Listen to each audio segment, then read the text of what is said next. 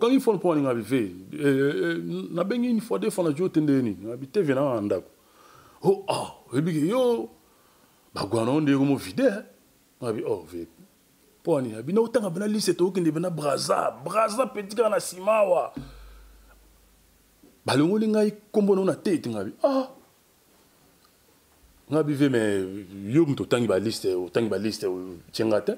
Habité petit yo bana no tika lobi sala valise na o banini na o shweshwe na bichingo bien na batongo bani. Ondenge nzambe ndibona ngado na ibite soka li solo ngoto kufa na mai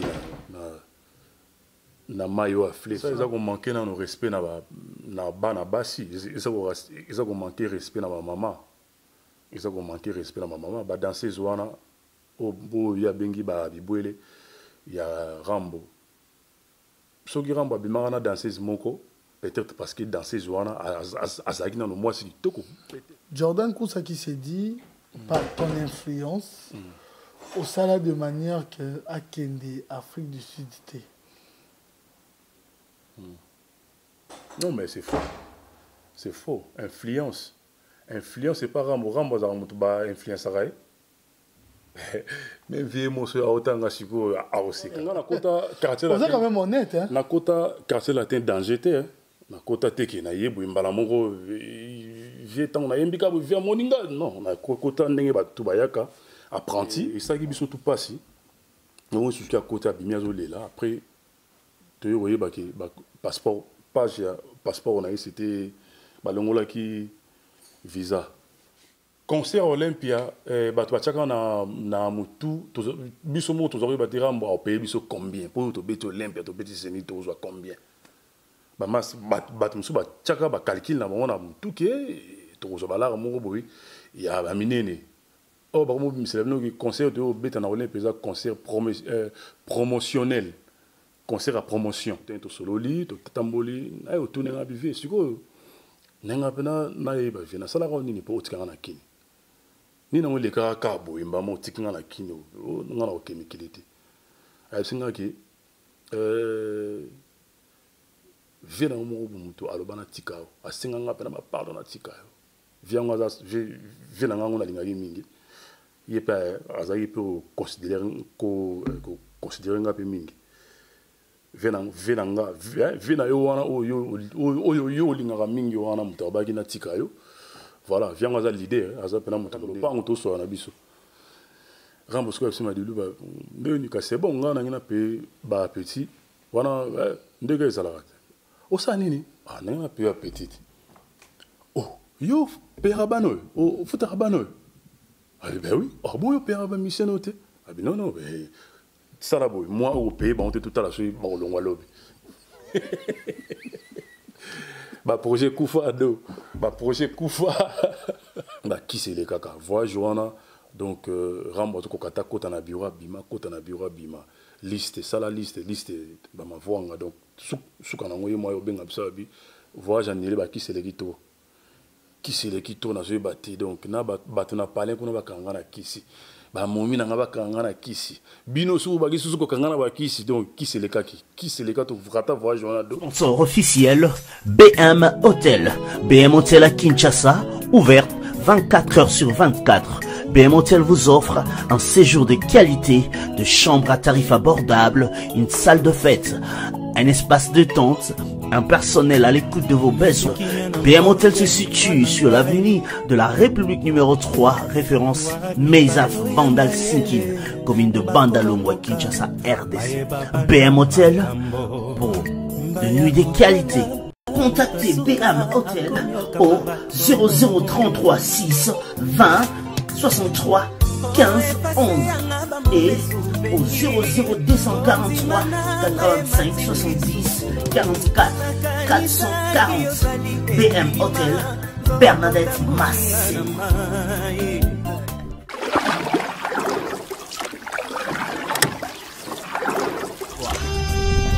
Cette émission est sponsorisée par Papillero. La maison Stelman vous propose des prestations de qualité pour vos gâteaux de mariage, anniversaire ou autres événements. La maison Hostelmac vous propose aussi des gâteaux personnalisés pour vos anniversaires ou autres. Contactez-nous au 06 63 30 36 83 ou encore au 07 81 83 15 74. Vous pouvez aussi nous contacter sur la page Facebook Hostelmac.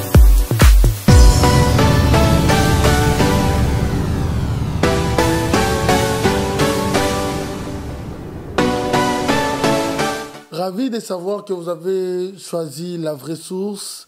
Sans doute, vous avez fait un très bon choix car nous avons toujours un programme très diversifié. Mais comment pourrais-je commencer cette émission sans pour autant vous signaler qu'il réalise cette émission comme d'hab, l'homme selon mon cœur.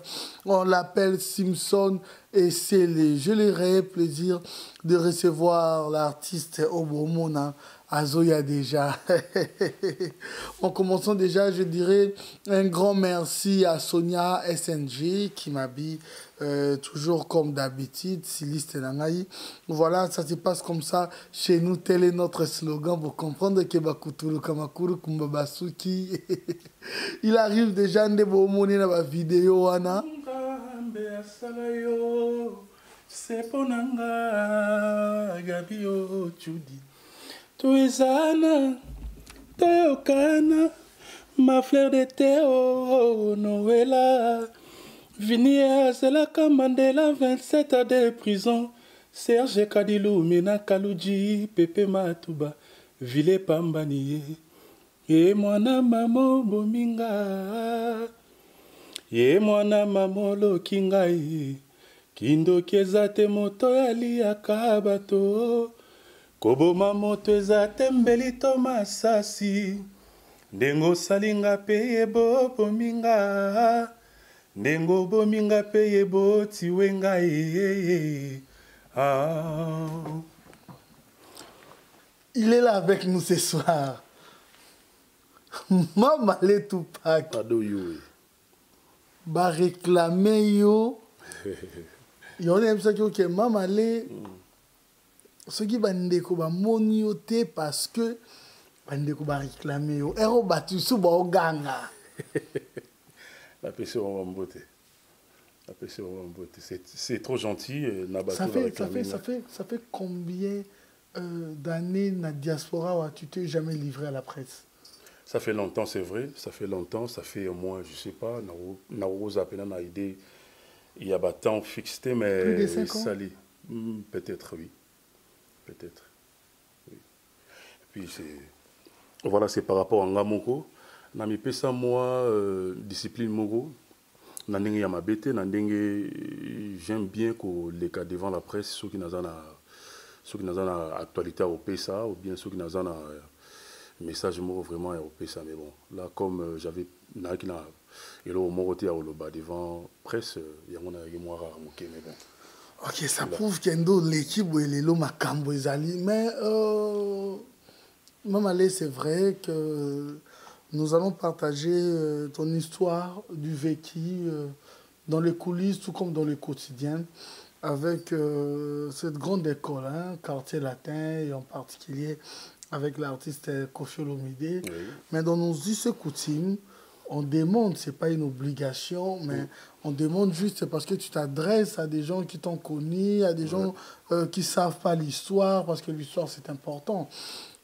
N'habitez juste d'être sincère et de faire un serment que Bato Baza, on va comprendre que Rosala Lelo sincère. Ben, serment, on a ceux qui ont quatre serments na combo ya Nzambi.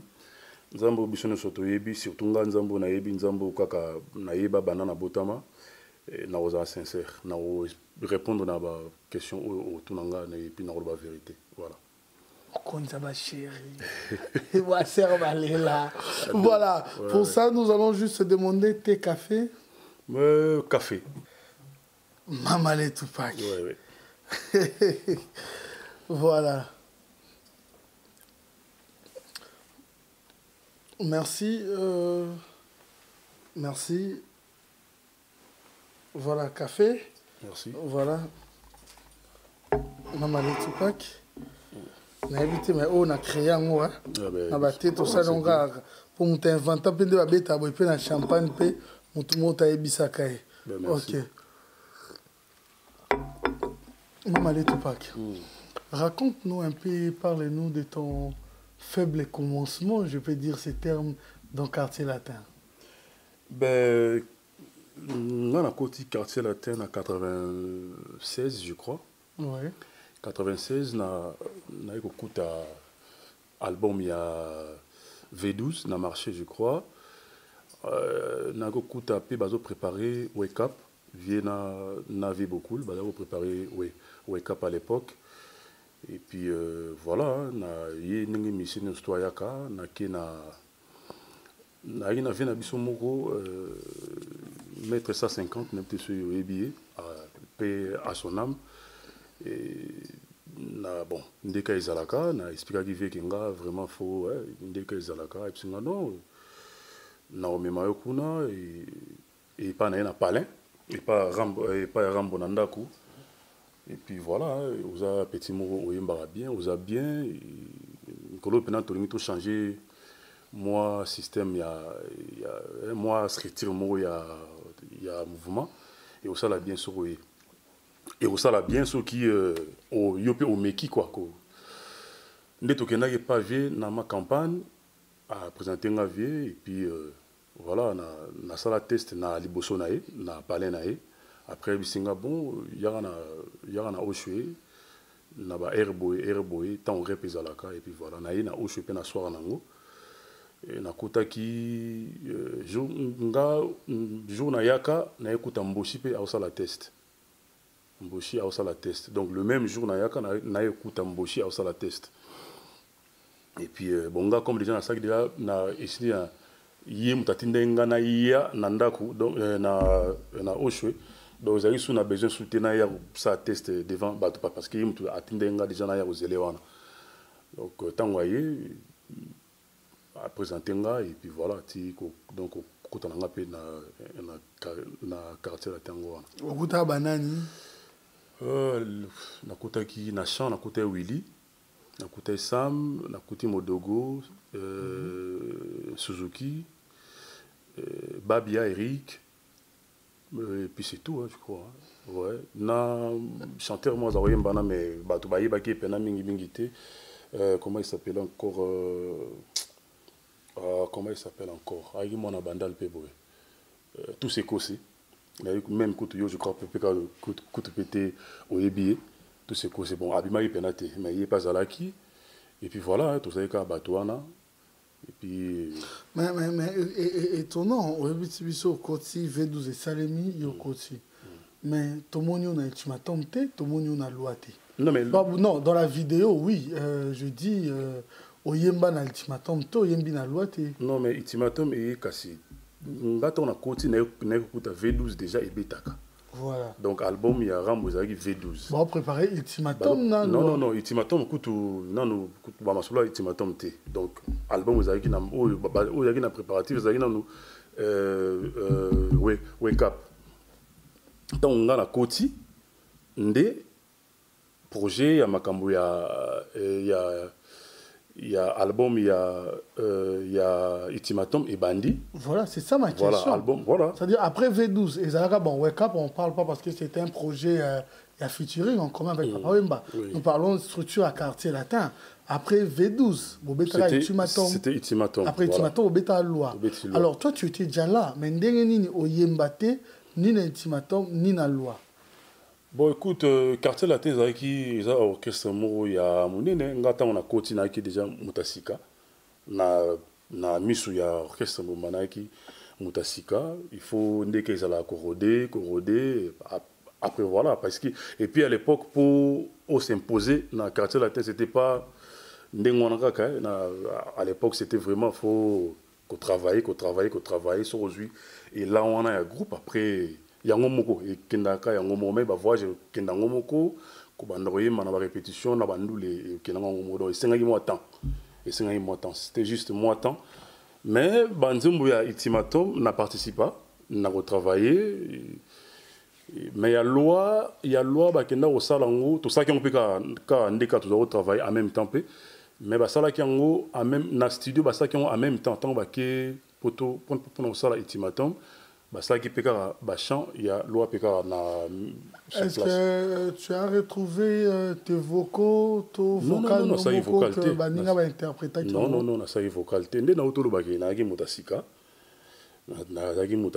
c'était pas vraiment les moments peut-être donc c'était pas les moments Rambo a pris donc alors privilégié dans bateau il y a qui n'a confiance na bango voilà donc c'était juste ça je crois. Ça après, semble être sincère, hein, ouais, pour après, dès le début. Voilà, hein. Ça semble d'abord être sincère. Na kota quartier latin. Vous êtes quand même honnête, hein. Na kota quartier latin danger te, hein. Na kota teke na yebu mbala moko vietan na yembika bu via moninga non, na kota ndenge ba tubayaka apprenti, voilà. J'étais déjà chanteur, na yembaka na ba groupe na biso mikimi ke to tangi nango. Mais tant on y na orchestre quartier latin. Il faut qu'on ait un style, il y a quartier latin, il faut aller à quartier latin, parce que quartier latin, à l'époque, chant, c'était vraiment chant. Chant, ils avaient vraiment, il faut qu'on respecte. Et puis à l'époque, Suzuki, Willy, Modogo, déjà, on a la voix, na Modogo, na Suzuki. Donc, la voix, la voix, c'est. Donc il faut vraiment il faut qu'on soit temps donc il faut qu'on soit temps il faut qu'on s'impose c'était juste ça donc naya danger te naya vraiment assez tina combien niveau na comment il nango je peux tant yembi ba kamwe parce que vous avez toujours l'impression tant on a yembi ba kamwe ba gangi boy ngana apprendre na quartier latin ngana apprendre na quartier latin na ba orchestre na biso tozako yemba ndenge toyembaka tozako yemba tozaki ngana peut-être danger na ba orchestre na biso parce que tozaki biso na biso tu vois moto mo azo diriger bino za temba na quartier latin et tozana moto azalaki azo diriger biso il faut convaincre na ndenge ya boulot na yo donc na ya zéro na quartier latin tina mati na combien na niveau na combien na ngona quartier latin c'était par rapport à travail na par rapport à Royo Kanera bazo bisanga afoboy na ya zéro na quartier latin. Voilà un long voyage d'Afrique pour qu'après un moment bokende direct qu'on livrer concert et spectacle à Mounene na Olympia et puis Zénith de Paris et puis à la première fois na yo oza devant Mamale au Ndobeta. Raconte-nous un peu en long et en large. Non, mais ils ont eu chance. Tant qu'on a eu na bureau, parce que tu côté la même période, on a bureau. Donc, tant que c'était vraiment, ils ont eu nettement chance. Tu vas tourner, tu salara tourner mon moulay, tu kinda qui, tu vas na Pointe-Noire. Pointe-Noire, Toki, Libreville, Toki Mali, Totambola et Pena, Abidjan. Après, voyage en haut, il y a un combat petit, il y a un Mali, na Kenya. Et c'était les tournées en haut, où il y a un concert, il y a Olympia, Zénith, Nenge Betama, c'était par rapport à tourner. Parce que, tu connais, moi, cohésion, on a Savané et tout. Voilà. Donc, combien de mois cohésion Rambo a ligné à ça la moi équipe pour nous livrer un concert. Donc, premier voyage dans les Aguiangona, na Tobaluki, tant que yo comme na Kenya, et ça dit que Zonga, Kin pour Rambo a kenesko ça la liste il y a bateau ba okendo beta Olympia na Paris, Olympia Zénith. Donc du coup, moi, les bandoya qui na kini kuna moi, mo boule au salama par rapport à politique et tout. Donc ce moyen au sala, il faut tout matara à partir ya. Voilà. Bon, to beta déjà bandoule sili ce que commis il faut to kende Kenya. Ce que faut to zonga Pékin parce que batumsu au bagi na voyage wana, bangote mutu fallait ba kende ko beta ndole. Donc il faut bateau wana ba zonga na kin bateau bazana kin ba kota na liste pour to kina bon c'est comme mikili bon na quartier était zara oye bana oté soki yo voyager to oye bana oté parce que c'est lui qui dirige, c'est lui qui fait ba makamuna.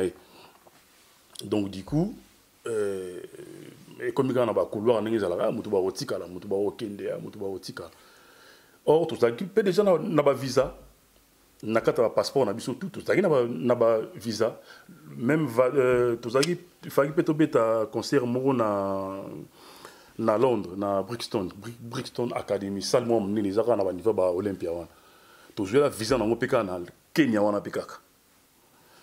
Donc du coup et c'est nga isiko faut que ça la liste à sika bato ba ozonga na kin na bato yo ba okende bon ndega ezalaka moto zaka na mwa ba mitif yeba yo moto otikala moto zana no moto ya osana no propre yo moto okende.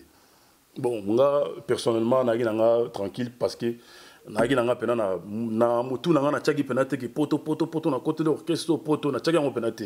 J'étais jeune à l'époque, na 20 ans ou je sais pas quoi. J'étais vraiment jeune. Donc na motu na nga zaki nango bon toyi na biso voyage to beti déjà ba tourner belé to zonga na biso kin à partir à kin liste au salama toyi mikile.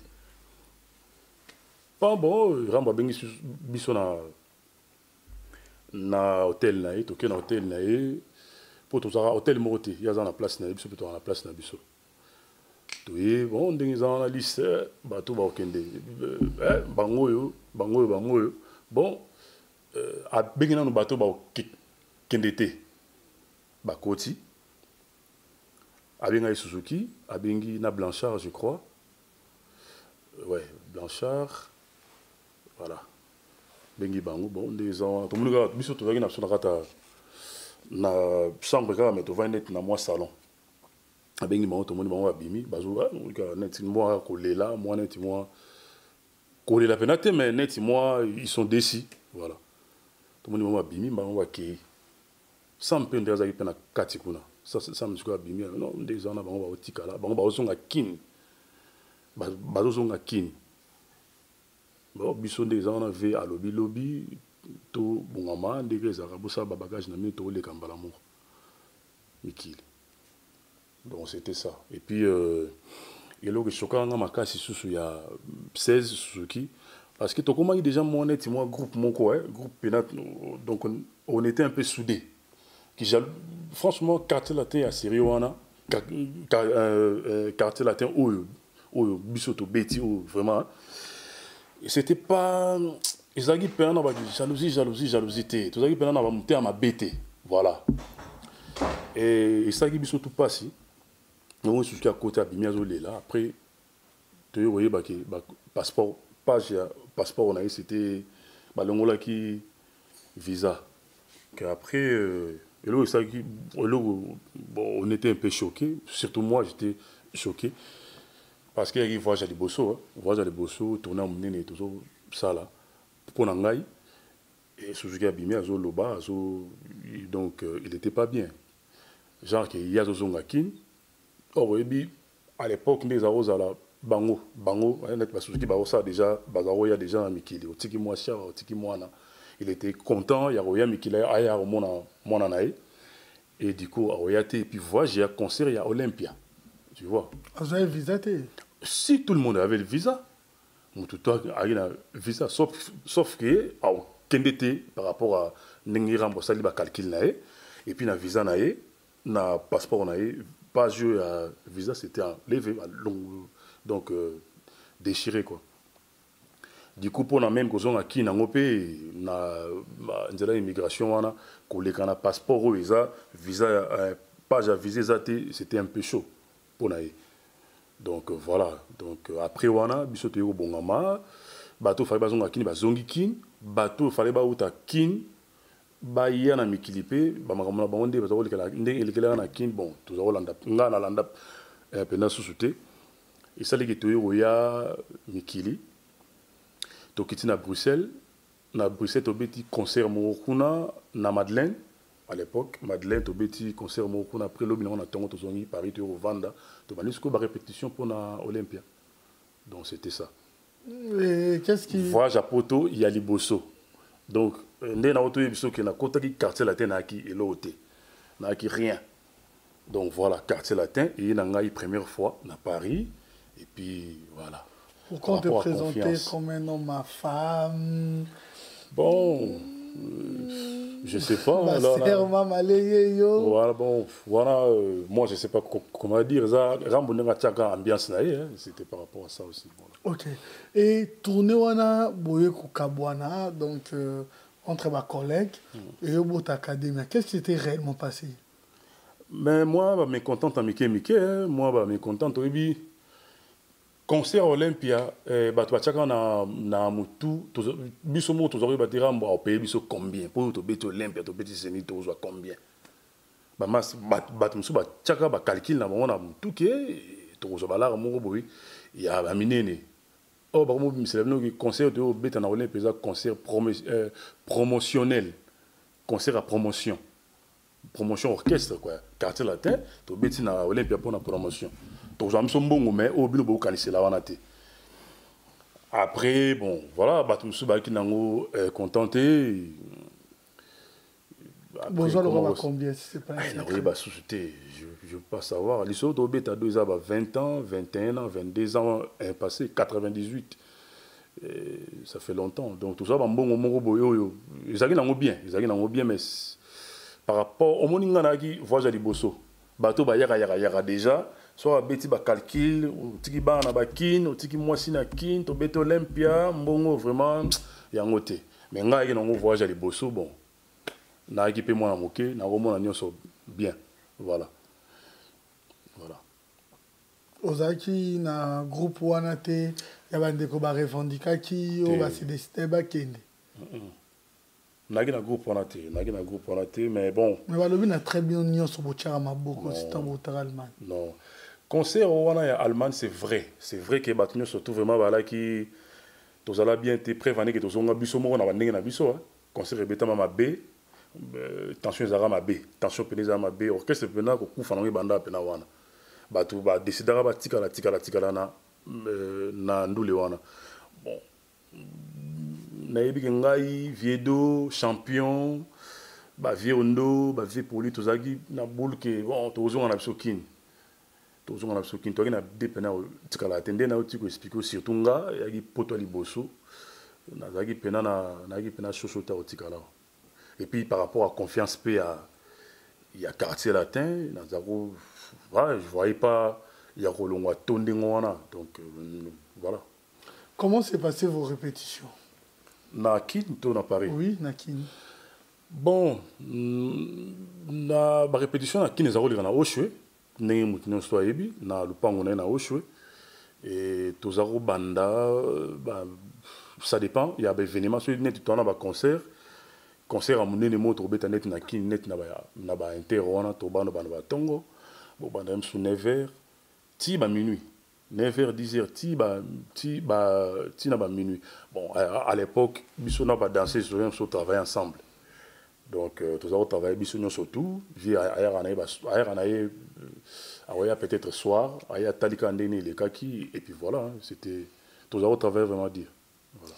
Mais qu'est-ce qui se passe parce que bandeko ba le cas ya bandeko mususu obi affaire ba danseuse na quartier latin ça laisse parler. Si tu dois nous expliquer. Oui, pour na Congo Mobimba, orchestre et respectera la danseuse n'est quartier latin zate. Orchestre et pisa ba danseuse valeur n'est quartier latin zate. Orchestre ou et mista ba star ya ba danseuse n'est quartier latin zate. Tous avons que de beta ba ndule mususu. Ba fifi, ba miette, ba nono, ba zina, et ba rosette. Bah Mireille même pe à son âme bah bimi bazobina on est ndule laisser bandaki et puis silina donc baso na tina te biso to bima parce que ils étaient des bagi stars tu vois bagi star balaki ndena utika ko yebiso na Congo Mobimba orchestre et pesa ba danseuse valeur net quartier latin et sans polémique sûrement tu avais suivi le propos de Jordan Koussa concernant les danseuses. Non. Qu'est-ce que tu peux analyser sur ça? Ça ils ont manqué dans le respect na bana basi ils ont manqué respect na ma maman. Ils ont manqué respect na ma maman ba danseuse wana o ya bengi ba bibwele ya Rambo. Soki Rambo bimana danseuse moko peut-être parce que dans ces jours-là azalaki nano mwasi kitoko peut-être. Voilà. Après, il y a des propos, il y a retenir devant Batouboy, n'a pas propos à relobate. Parce que Babi Bouele, on a bien dans ces zones, Babi Bouele à Kofi. Bazana, il y a Mabala Lelo, Bazana Banana Bango, voilà, il faut moins respect. Et là, on a dans ces zones, surtout on a on yebi ou la génération Abisso.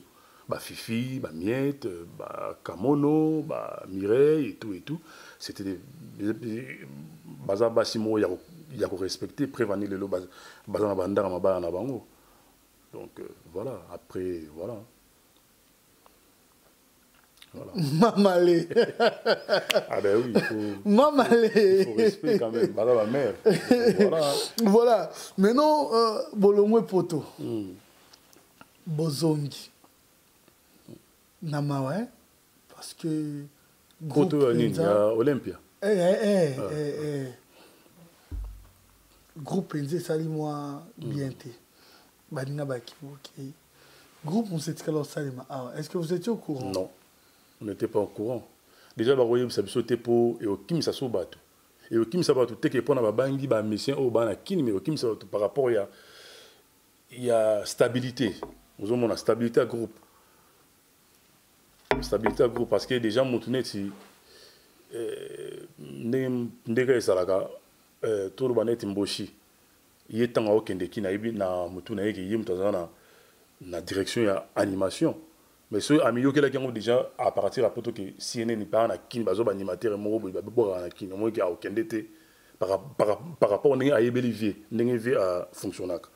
Donc tu vas quitter tout au courant tu voyez bango na kin tant to komi na même moi coup camarade nanga Jean Fumu Yemuto alors azagi pena proche pena quartier latin mais bombelanga po avec que sora ibisinga ya aoyate ozomona mais bon to yibaki ngote tant to komi na kin à partir aéroport to moni ba mission ba kuto mission to moni ka ba to moni ba chemise a pembe na ba mbata noir na mutu to biga bon peut-être ba fan club car ndenge bato ba ra jouer biso peut-être bango nzoka bango ba musicien nzoka bango ba musicien na ba pick-up mo web na ba kombi ba loyi ba bimbi banda na ba drap na ba banderole et tout. Moi ce que banani à l'époque ba musicien ou bazaki ou ba recrutaki banani ba bilongi na kangaki na monaki soleil na monaki kabobo akoma pasteur lelo na monaki banani susu na monaki bivarai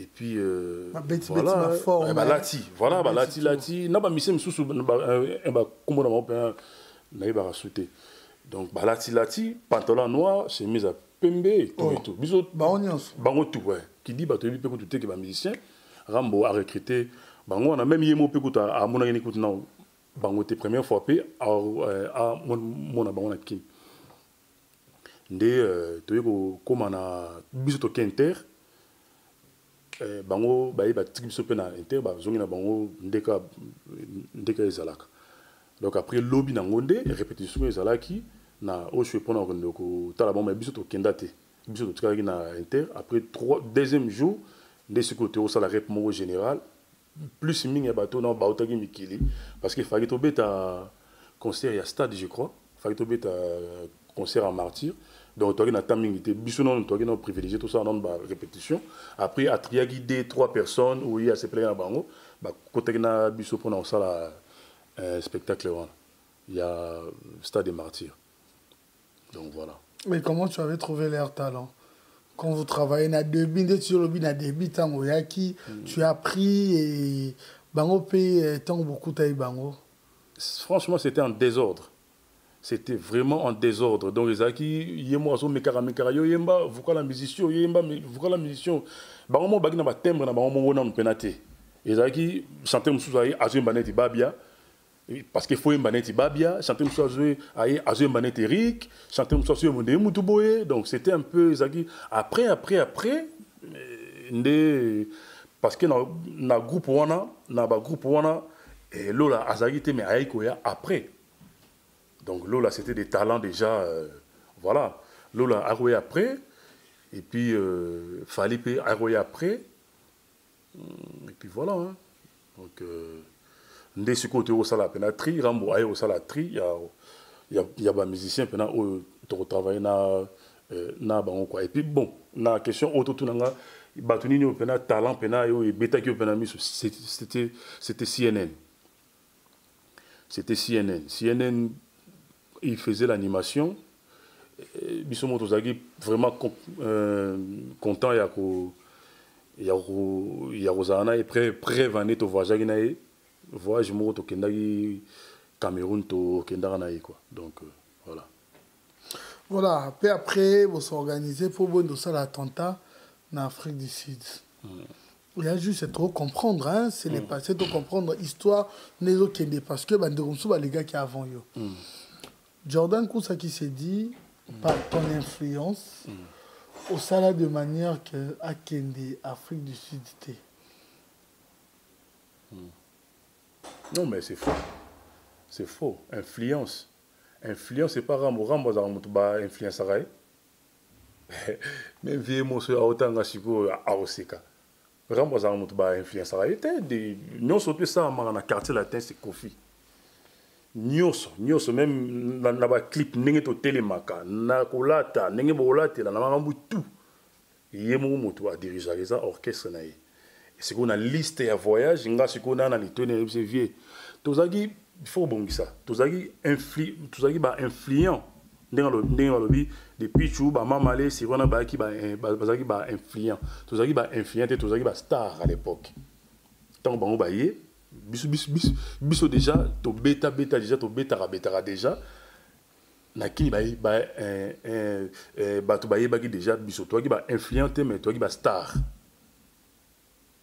voilà yango peut-être sur na kina yebisi Rambo likambo ako zongo na moi considération par rapport à musalo to sayela qui est déjà et puis ou to sayela rai mais ya okondo yebisi que vie tika moto na voyage toi qui na pouvoir wana te prévaner pour na il bete local du solo moroké il y a ça mutu ba dirigeara été to kenda voyage moro na Johannesburg peka na Afrique du Sud kuna viatika vie ondo na kin to zo type moro boye à côté lelo to voyage na Afrique du Sud lobby ay bo beta atata na notre moroté il y a quartier latin mais to voyage na yé parce que yé mutu a décidé to kena yé qui pour na ti lelo to ba rappeler ko to combonete même peu vie moro ti to voyage na si ko à travers le même combat jongote to voyage na ingane to vanda avion qui timoro boy na monnaie admisi liste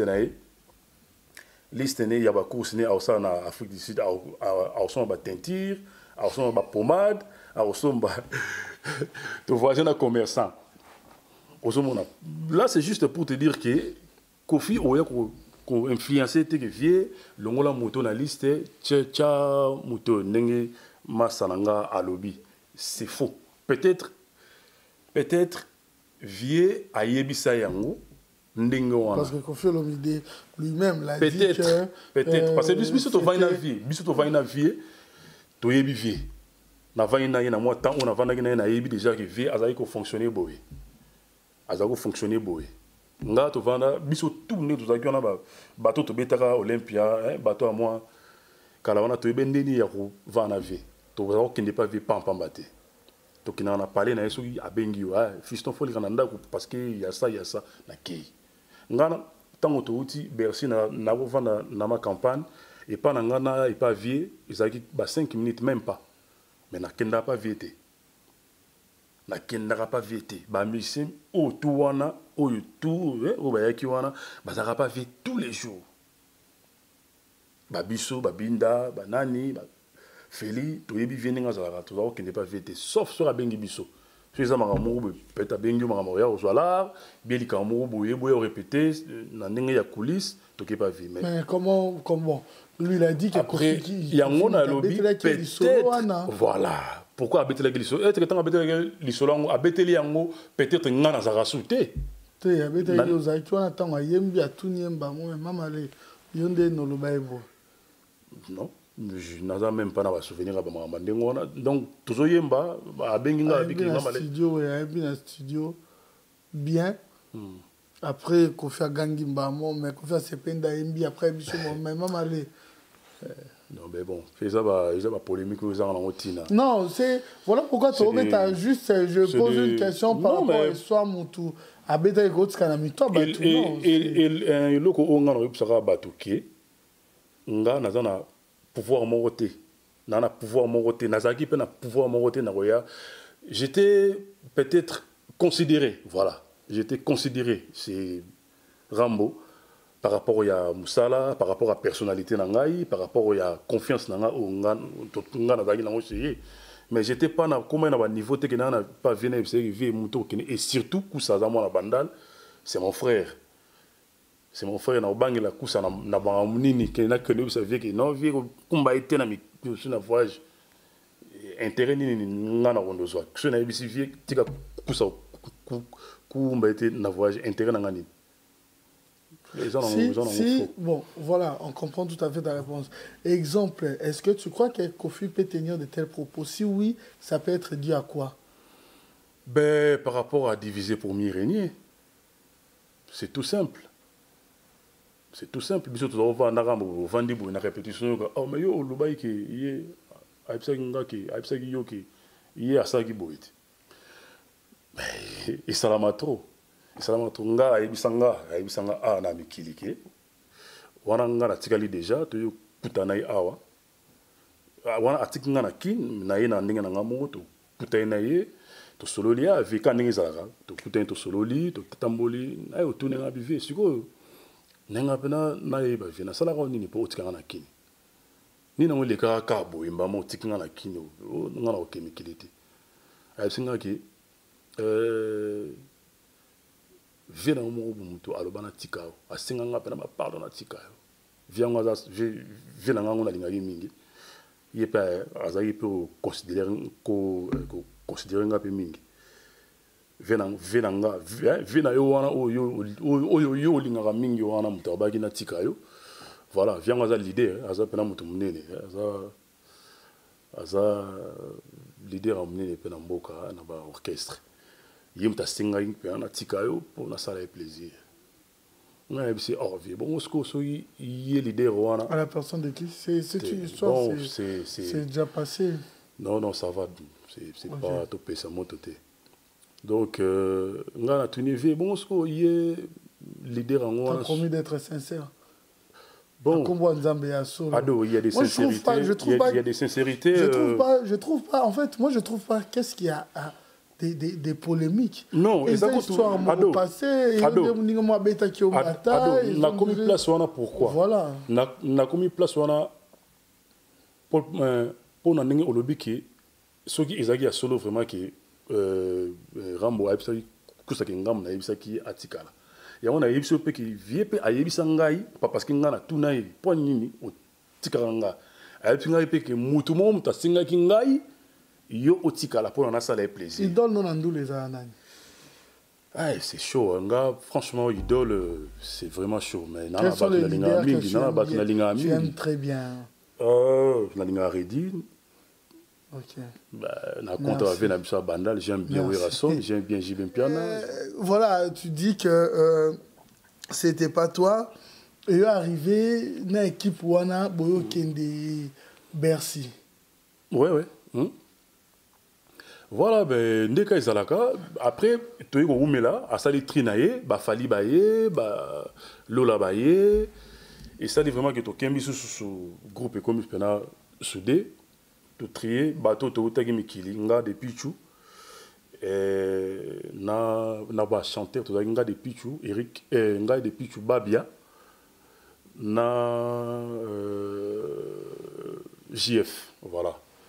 Plus tu remplacer sous Jeff Ifongi ouais ba remplacer ba Michel Msusu yo moninga na otanga ba kumba master na ninga bien voilà donc tu es ko souder équipe tu bandi préparation Bercy tu banda préparation Bercy to kota makina et pas mère et pas mami na ma campagne et puis voilà tu bandi ba répétition ti data voyage pe yoya vi asali trinaye denga sala trinaye wana to yoya wana na yebisa ira moté ko kumba musicien oté parce que naika na pouvoir en opé Donc, juste, dans une parenthèse, on a pour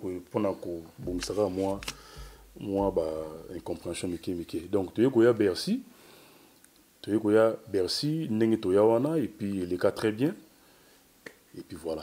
À cette époque, dis-moi un peu, moi personnellement, relation avec Bine Bando Zandé, Nina Bandeko Balongwaki. Très bien. Très bien, mais au Lexangoté, parce que tu connais moi, Babinemi. Donc, au Lexangoté, mais Ngana, Master Tour, parce que l'académie, on était très bien. Très bien. Parce que il faut que le quartier latin, où tu es Olympia, c'était. Na habité sur aujourd'hui ba master tout auto bete na mona ba bete na Olympia au moins toi na moi même esprit tout ça na moi esprit moko parce que to hein c'était quartier latin au wana ezaki quartier latin moko voilà c'était vraiment on était vraiment soudés jamais au monde mutu mo aki otonga champion pas muto jamais au monde champion ayi otonga binda shingai tout ça qui vraiment mutu moko. Et si tu to kabona, si tu écoutes na ba modogo, ba sam, bango tout solara bien, toujours très bien. Donc voilà. Merci, c'est vrai. Bon, on a d'autres chats, Jordan par exemple, parce qu'il venait de passer récemment. Ma somme sous sa bête, c'était un peu choquant. Est-ce que tu étais dans un concert Oyo, ami, Basenga qui a mis bois dans le public? Concert à Suisse. Et à Suisse. Concert à Suisse. Concert en haut, si j'étais là. Et là, qui concert moi presque avant tout son akini, je crois. Pourquoi qui retard Matisse Kapami Boaka? Écoute, au moni tant que genre na mikili, so net né na landeli so na lobi akakanga marina de pichu. De pichu déjà zaki muto akala. Donc peut-être lui il croyait que sur Zanaye, il est protégé, c'est ça. Mais bon, sauf que ndenge yimo loba qui influence ya muta kala na muto ye lelo za ndenge monte likambasa ki wana depuis tu ndenge ayagi na wana so benga evena mpanza ka bisi vivi nga na zoki mon retard pour na cop mo takata o kende kini fo ko savait monsieur non matana mais ce que ya ku ça fait à si pourtant ngote pour je peux au comment ya ba retard ozomo na ba sens wana. Donc il est cas il est cas wana biso tout za otala air to bi to kumba héros bana maiti ba héros ba ika TV parce que Rambo soit à sa matinée na podium déjà c'est fini yo mata souté ato zauna ni na barita o mata souté. Donc du coup bango ba yana ba ki to comme déjà ta ba 4e 5e chanson Rambo de ça yembi.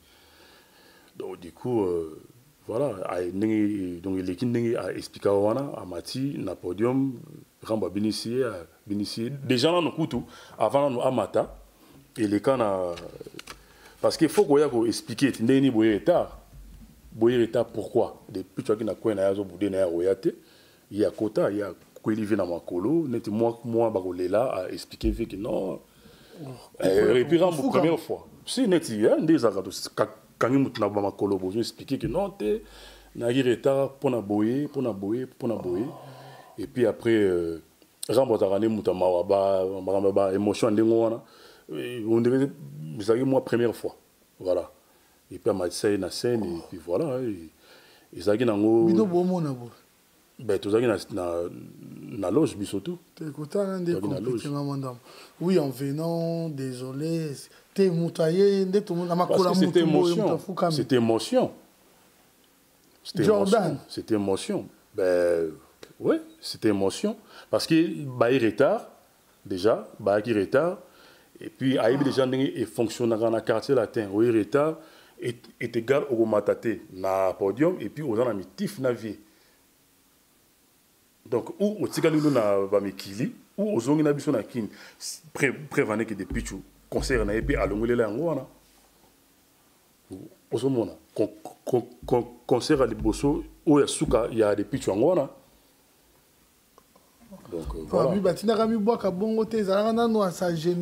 Non, comme tu n'as pas boka na tamu sunga na landa na ngote po tozaki na bikande tsaka na podium tant ndenge ba tindela boka ami boka ngana ebité ngana zo ba o na loge boye a expliqué vie que voilà désolé pour le retard et puis voilà parce que a na intérêt pour soit ça ngote bika venir za la radio ngeza la bien.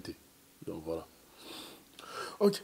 Voilà, mais si je peux te poser une question. Qu'est-ce que tu avais ramené? C'est vrai, au lobby Kunande Balaki Chopé, mais qu'est-ce que tu avais de particulier dans le quartier latin? Bon, peut-être ma voix, na voix na ngamoro, na style na ngamoro na voix. Et puis j'étais un peu na moi look, voilà, na dinga bien aux à la propre. Na dinga bien aux à la propre et puis voilà, c'était na peu au bina bien. Voilà, c'était pas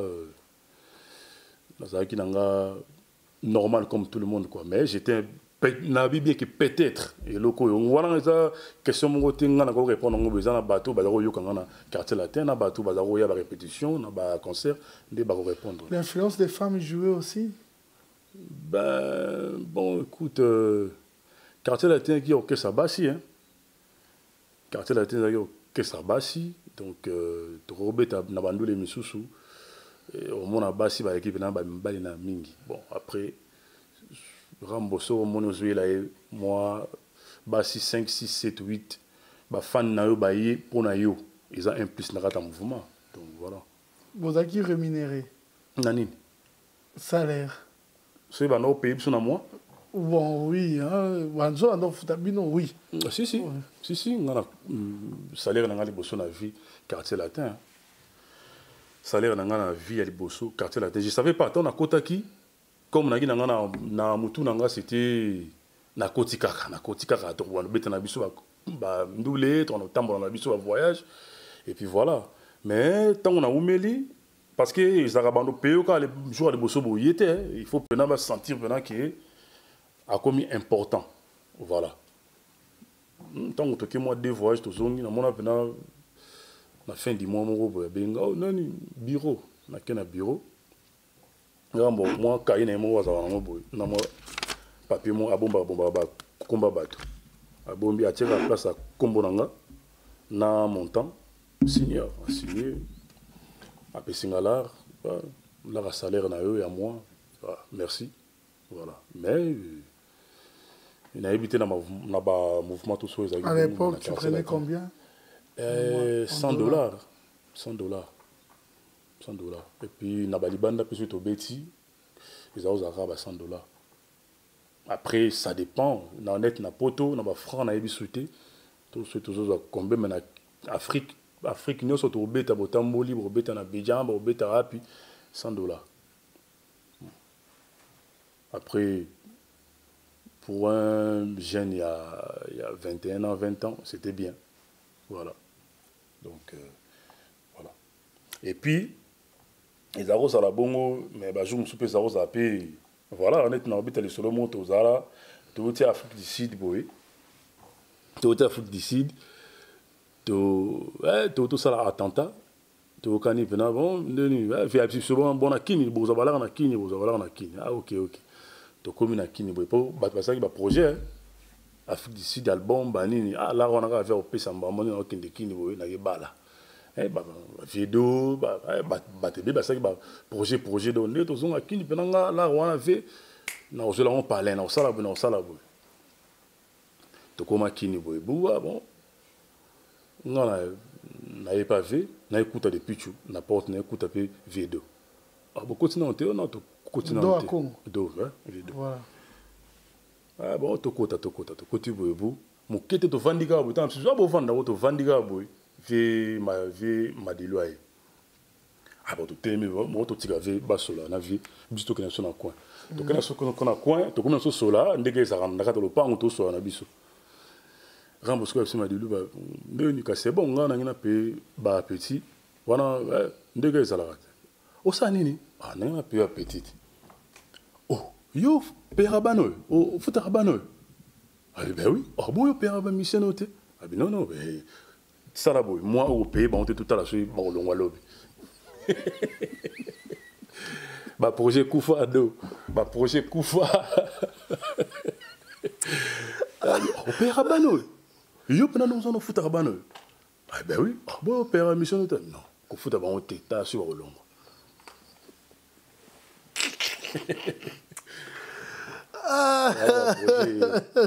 donc mais quartier latin c'est donc moi on a fait bon niata bino rien Bozouate. Rien à Afrique du Sud, donc. Bolonga pété. Olongo Dieu. Olongo Dieu. Merci Zoya. Voilà, donc ils ont dit mon mais dans le quartier latin, ça les arrose, il y a rediscuté pour tout, il y a rediscuté et puis voilà, il faut respecter ces musiciens à part bah salaire on a vu bien pour vendre pour moi le grand palais lobby. Ok na palais ba mati likolo ele ba plan ba forme, ba pêcher ba pantalon, ba pêcher ba basket, ba pêcher ba bilamba. Voilà. Azaro salango trop. Puis nga na yebaka ve apelanga car mo na kin apelanga car tant outil Olympia na tambo nango 1 mois 2 mois 3 mois je crois et comment na moi ba mavwanga ve apesanga BMW morobo ya rouge boy série 3 na gotambo na kin ah yo gotambo ma car on nous a vivre na car sur te car on moi mavwanga ah donc nous ba taxi na coin bazomona ba konga bibe oui bona sandene ah bien ya kalobi na palais na palais apesanga BMW série 3 rouge na gotambo na kin bato ba yebaki après na panzango sur na kota ba stade wana na panzango heureusement tout cela qui na ba 2 3 mois tozonga toya robeta Bercy parce que c'est un peu molimo ya accident comme ko tambola na quartier latin na yité so yoka manga bon molimo accident bato mingi basaki ba accident ngala la presque les derniers donc c'est un molimo accident oui toka chango ba accident bando trop est-ce que tu as au sein de l'orchestre en général au moins appelé à blomsou ya ba musique bon moment na ba ningo yo ça ne va pas comme si banzela ya mo ba mystique moi ba ninyo na ba do wani za kama moto na moto za ba secret yo kan si na quartier atendingi tuzagana moto ya ebi biso ngi ngata la ba singana nga ngona za wana ngopona na kanga moto be pona ça va succès non ezaki na moto na moto wana mais bon comme on a bonne tika le monde na moto ça va cérémonie na ye bien les comment na répétition les canatika mon a été sauf je crois que tu as voyage à Olympia ngo pikaka tu raté voyage mbali bosso première fois tu raté voyage c'était parce que bah qui c'est les gars trop je crois il y a qui voyage wana autobima qui pour tout temps Afrique mbala moto les gars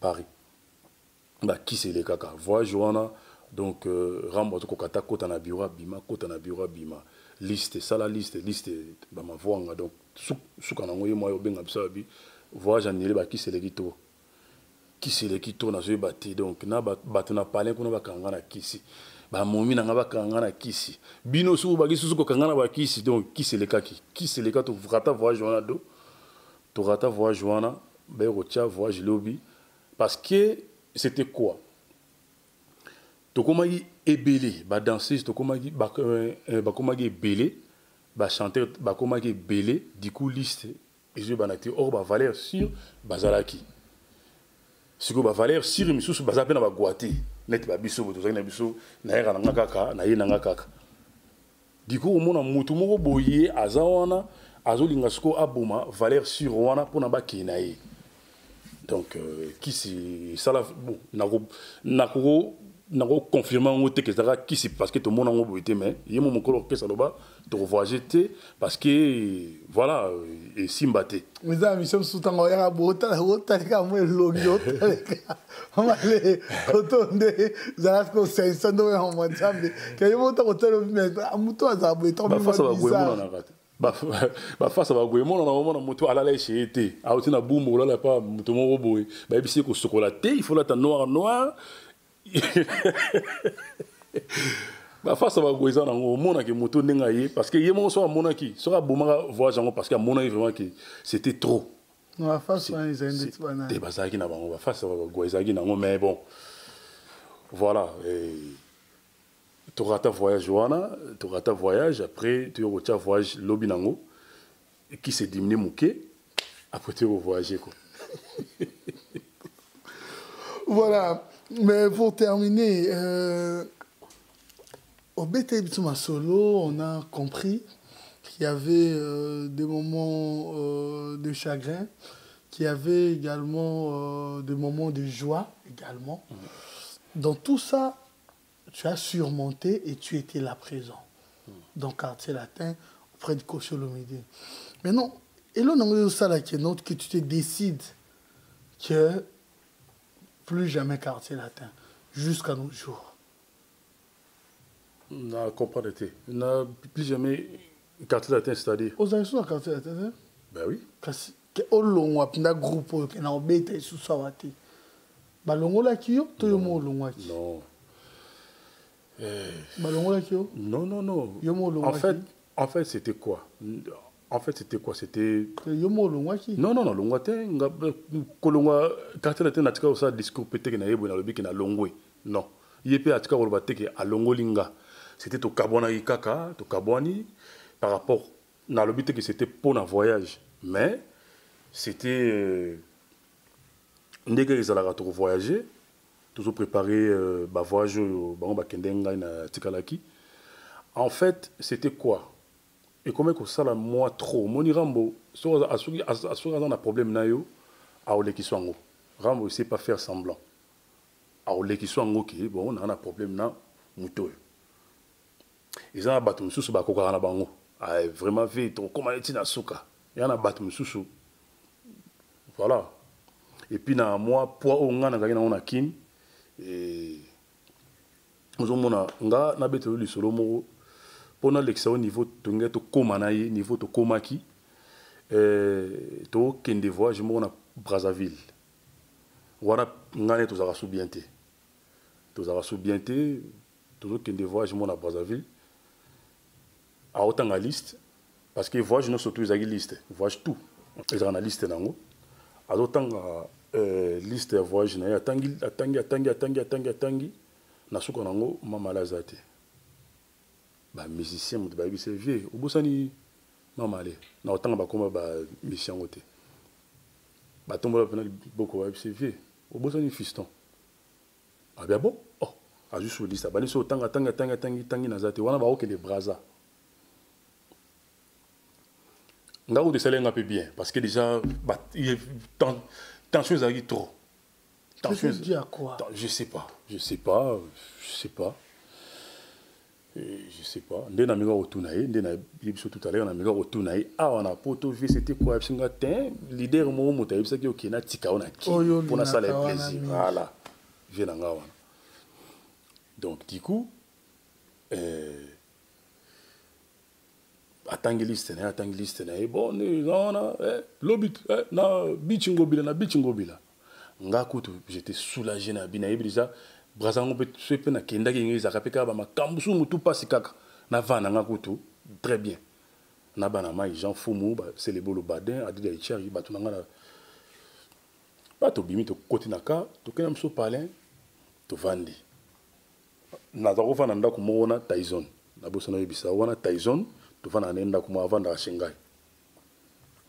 Tyson aïe Rolandanga après, tu côté, abando ça sac na na misu na biso, au ça sac na au ça sac na le au kende Brazza. Feli Tyson. Oui. Au ça sac na oh biso tranquille tu dis que déjà na vite comme sur de bebana et ça biso peut écoute bien voir gens to kende tout va na son na kinto baluka na biso, tout ça na biso bien. Nasuka naona kufandika bengana esimu etindenga ana vieux aro benga na tangana nga phone tout ça tranquille bien to kende voyage en côté. Bah bon comme peu na kina à l'époque bah comme je vais na phone so kangi phone kangi tout. Tigi téléphone au fond ma ba 1h so 2h du matin ben. Oh yo oh kangi phone pour nga vive na bengi une fois deux fois na jo tendeni na bité vena ndako. Oh ah ebi yo bagwana onde comme vide abi oh ve poni abi na utanga bana liste to kende bana Brazza petit kana simawa balongo linga ikombo na tete ngabi ah ngabi ve me yo mto tangi ba liste tengata habite petit yo bana no tika lobi sala valise na o banini na o shweshwe na bichingo bien na batongo bani onde nzambe ndibona ngado na yebite soka li solo to kufa na mai wa fleuve na truc tozwa premier canot non yé azwa canot na liboso na bateau yé a protéger qui baké na bango ake na ba danseuse ake na 2-3 musiciens je crois ake na bango biso to kozwa soki canot elandaki tozaki na ba à l'époque Ramazani out kokota na Christian ou abetara sente Christian Nzenze ouais na ba master mususu to koti na deuxième bateau tozo kende to koma na katikata wana bango isi bakoma déjà nga na tikalaki nanga na parler na gi pe content que na tikali nanga ba makambo ba stress wana na podium ba discussion wana franchement en fait j'étais j'étais vraiment fatigué parce que na quartier latin tant ozoka na te na rambo au Sibir ba makambo mususu j'étais un peu fatigué voilà. Nabi bon, né na tikali nanga c'est bien, ba obenganga il faut ya. To komi na katikati ya mai mbali boso na voyager pe na ba condition wana na ba mai wana ba Brazzaville wana mbule banda makasi tonga to dinda bato bando lela. Bato bando prier, bato musu bazo lela, bato musu lisolo na beteli yo.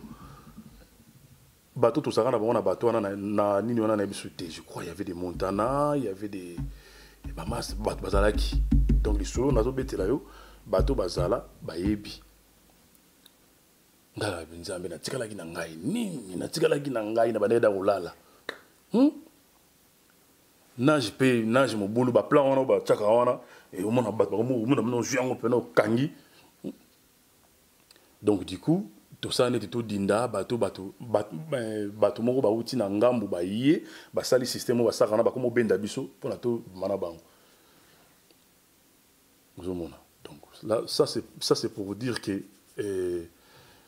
quartier latin ils ont orchestre mon rambo mutua décidaka rambo muta décidaka ceux qui aux analystes na yo aux analystes ceux qui mani colonne ezayo donc voilà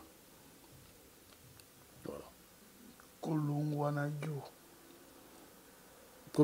mais c'est par rapport à tout ça aussi c'est par rapport à tout ça tant que tu vas voir Joana Toye Toti ba voyage na toye ba makambuka bien te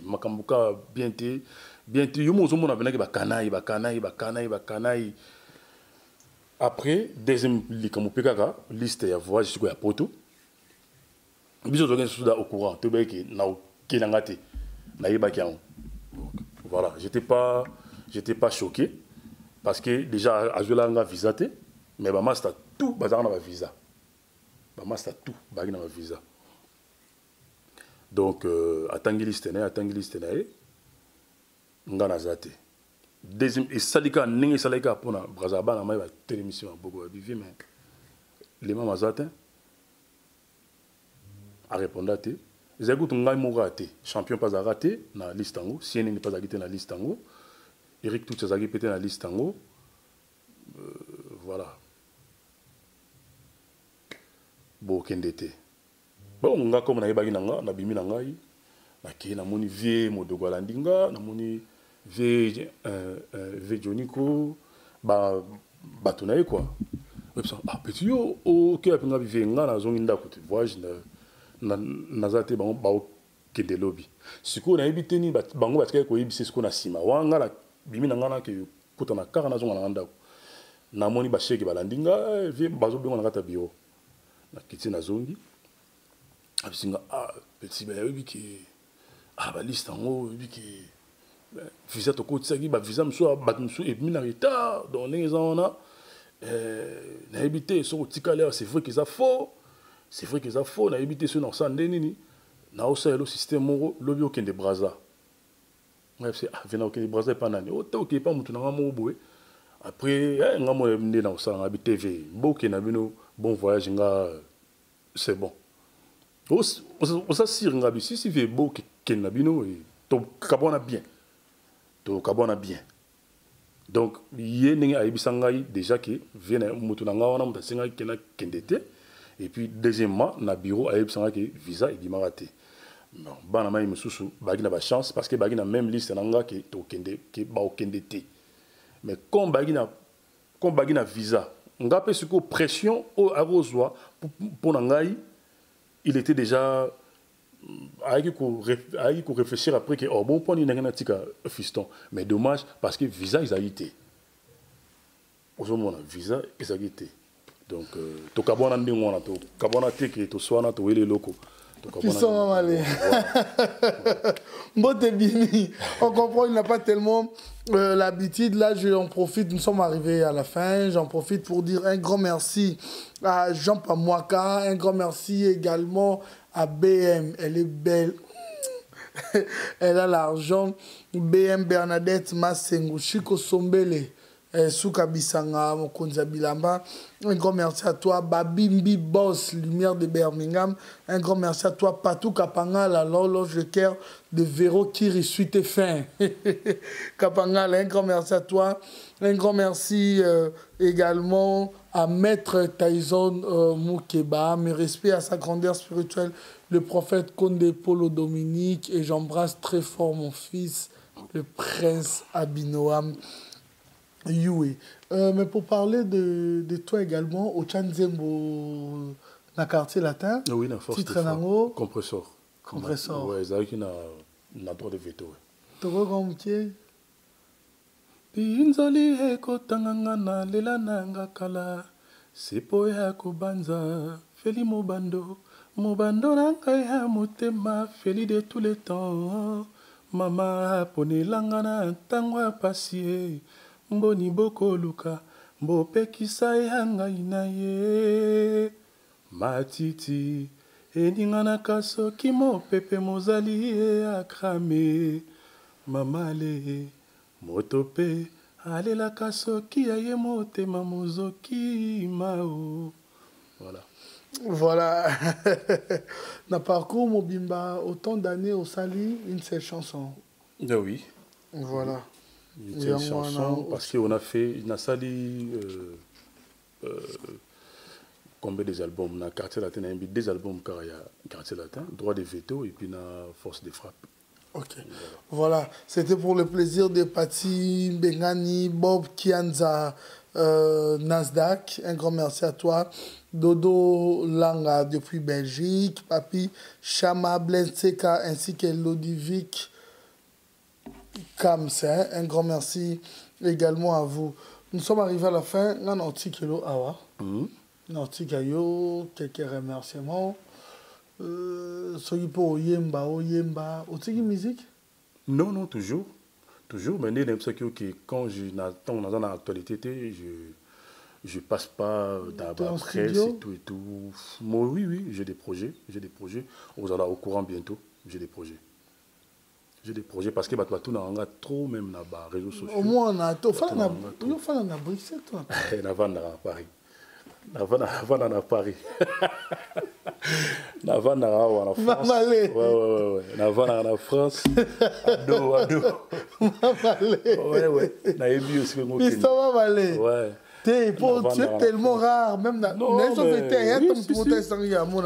si mais moi les gens moi discipline moi na mi pesa do discipline moi na mi pesa tant on a osé na magambo présenter na ko hésiter pour na ya surtout sur la magamba projet na ngai on a za nango pour ko présenter peut-être ngo. OK.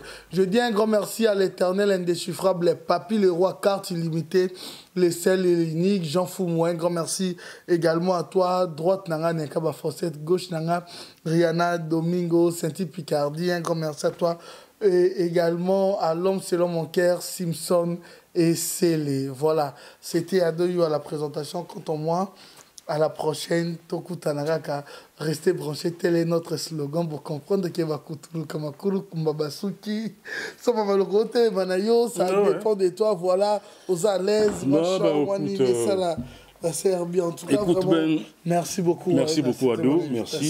Merci.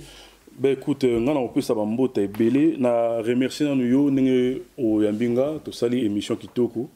Merci beaucoup et puis on remercier ba Aminanga Jean Foumou de tous les temps, Adida Ichari, Pati Mbaki, chef de file pour vous du chef d'état-major et Kindi Tour du monde venanga ya tous les temps aussi et puis Jean-Paul Soamou nous a pêché mbote na Sarcelles et puis on a pêché dans les restaurants retrouvailles chez Dodo na Alfortville Et puis Didier Sambi, mon ami, Benoît Louyeye, Eric Yawili, Patrick Kivouila, et puis voilà quoi, Dadi Ichari, encore une fois. Et puis voilà, on a Pesibino Bambota trop, ma fan news tout à quartier latin, au Balingarangai, au Balingaranga. Mamale, il est toujours là, et puis voilà. Merci beaucoup. Bah, gros bisous, surtout dans ma sœur news. Maboko na kolela felie, na komi pene ya kokachwa, basale linga lilita, na ino na kufite, felie mubando, eloko nininga na sali yo FIFA, poyo komisanga zobe esklave mbolingo lisungu, zonga, zonga, zonga, zonga. Merci beaucoup.